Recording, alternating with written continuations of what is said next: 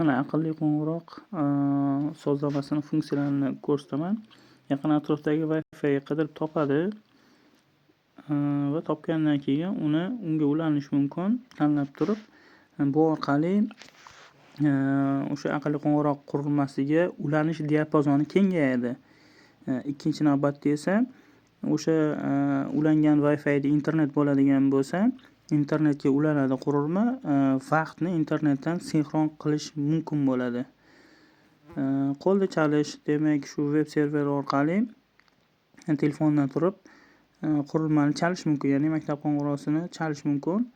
Bitta joriy vaqtni o'zgartirish, qo'lda o'zgartirish mumkin yoki avtomatik sozlash tugmasini bossa, kiritayotgan qurilmani vaqtlarini sinxron qiladi.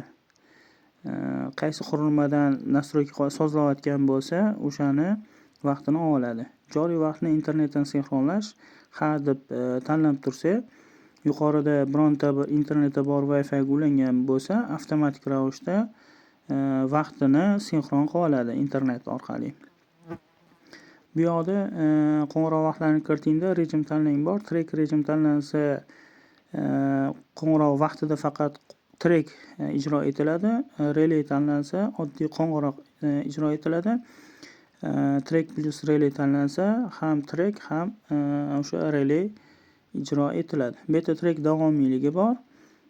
Masalan, track tanlab turib 13 soniya tanlansa, o'sha qo'ng'iroq vaqtida track 13 soniya ijro etadi. Chalinish davomiyligida esa relayni bu vaqti relay bir chalinganda necha soniya yonib turishligini bildiradi. Ana endi asosiy sozlamasi dars vaqtlari.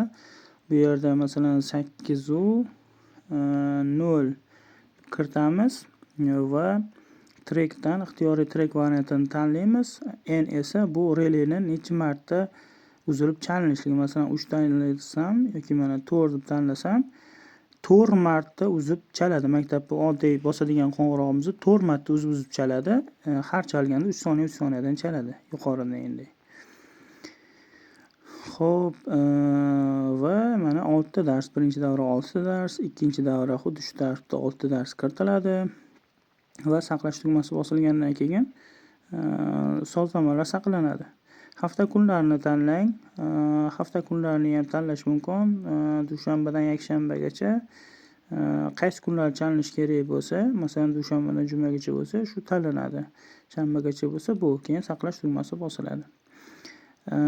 Bunda bu qurilmada track, ya'ni qo'shiq ijro etish mumkin. Fleshga tiqilgandan keyin yangi qo'shiq tashalsa, fleshkaga ro'yxatni yangilash bosilsa, bu yoqda fleshkada topilgan qo'shiqlar chiqazadi va ro'yxatni o'sha kengaytiradi. Masalan, 14 tadan tashqari 2 ta tashlasam, 16 ta bo'lib ro'yxatda chiqib turadi.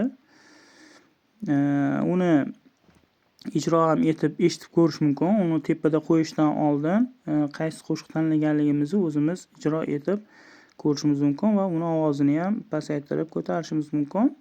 Pastda esa Wi-Fi sozlamalari, Wi-Fi IP nomisini, SSID nomini o'zgartirish mumkin ixtiyoriy nomga va yangi parol qo'yish imkoniyati bor.